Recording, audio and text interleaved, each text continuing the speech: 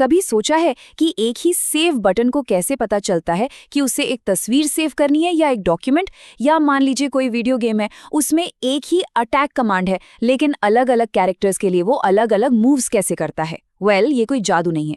इसके पीछे है प्रोग्रामिंग के दो बहुत ही स्मार्ट कॉन्सेप्ट्स, मेथड ओवरलोडिंग और मेथड ओवरराइडिंग।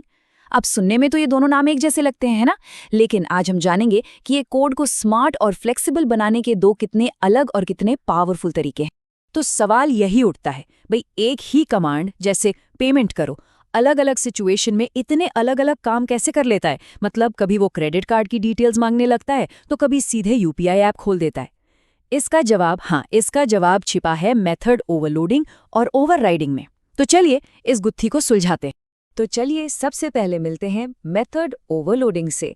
मैं तो इसे फ्लेक्सिबल फंक्शन कहना पसंद करता हूँ। सोचिए, ये एक ऐसा स्मार्ट टूल है जिसका नाम तो एक ही है, लेकिन उसे दी गई जानकारी के हिसाब से वो कई अलग अलग काम कर सकता है।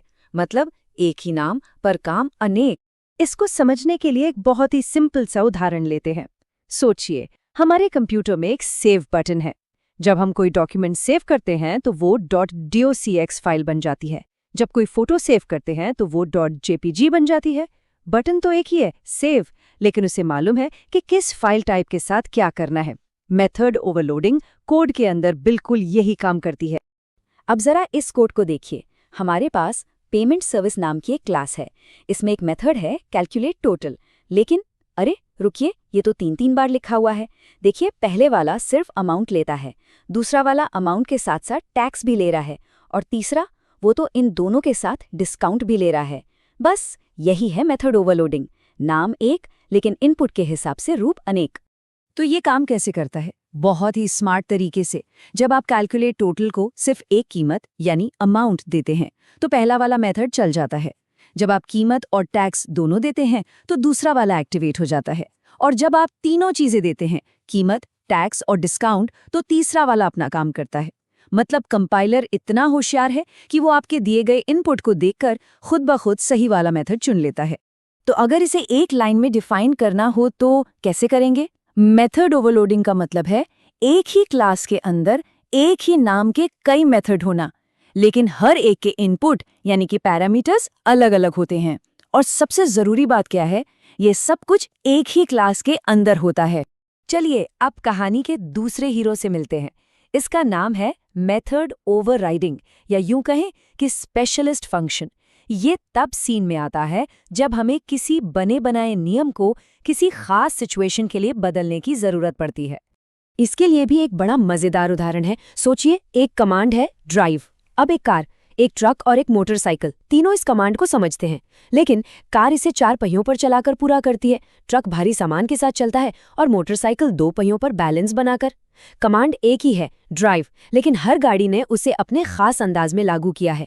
यही मेथड ओवरराइडिंग का असली कॉन्सेप्ट है। अब इस कोड पर नजर डालिए। यहाँ पेमेंट गेटवे एक तरह की पेरेंट या बेस क्लास है।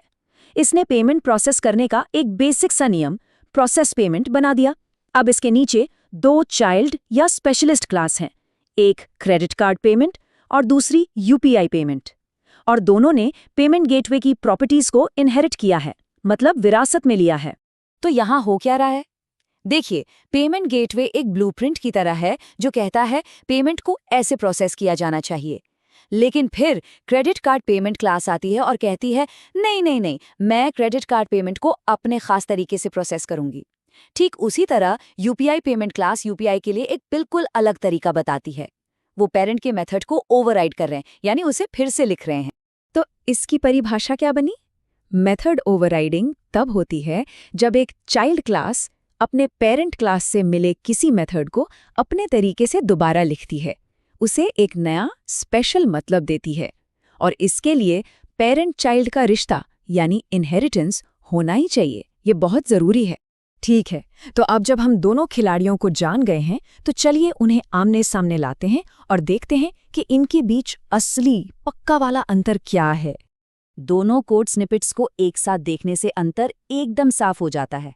देखिए, बाईं तरफ ओवरलोडिंग में एक ही क्लास पेमेंट सर्विस के अंदर एक ही नाम कैलकुलेट टोटल के कई रूप दिख रहे हैं, और दाईं तरफ ओवरराइडिंग में एक ही नाम और रूप प्रोसेस पेमेंट अलग अलग क्लासों payment gateway, credit card payment, UPI payment में दोबारा डिफाइन होता हुआ दिख रहा है। और ये टेबल ये तो सारे कंफ्यूजन को ही खत्म कर देती है। साफ साफ देखिए, ओवरलोडिंग का मकसद है एक नाम कई काम, जबकि ओवरराइडिंग का मकसद है पेरेंट के काम करने के तरीके को ही बदल देना। ओवरलोडिंग एक ही क्लास के अंदर का मामला है, वहीं ओवरराइडिंग में पेरेंट चाइल्ड क्लास का रिश्ता जरूरी है। और हाँ, सबसे बड़ा अंतर, ओवरलोडिंग में पैरामीटर्स अलग होने ही चाहिए, जबकि ओवरराइडिंग में पैरामीटर्स बिल्कुल सेम होने चाहिए। यही सबसे बड़ा की पॉइंट है। तो अब सवाल उठता है कि भाई हम ये सब क्यों सीख रहे हैं? क्या ये सिर्फ किताबी बातें हैं? बिल्कुल भी नहीं। इन्हें कब और कैसे इस्तेमाल करना है, यही जानना एक साधारण कोडर और एक बेहतरीन सॉफ्टवेयर आर्टिस्ट के बीच का फर्क तय करता है। देखिए, इन कॉन्सेप्ट्स को इस्तेमाल करने के असली फायदे हैं।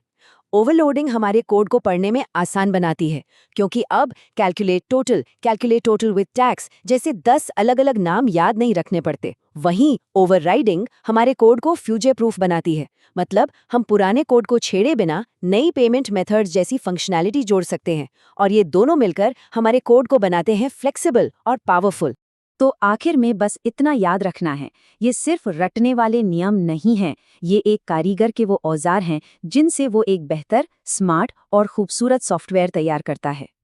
तो अब अगली बार जब कोई ऐप इस्तेमाल करें तो ज़रा गौर कीजिएगा।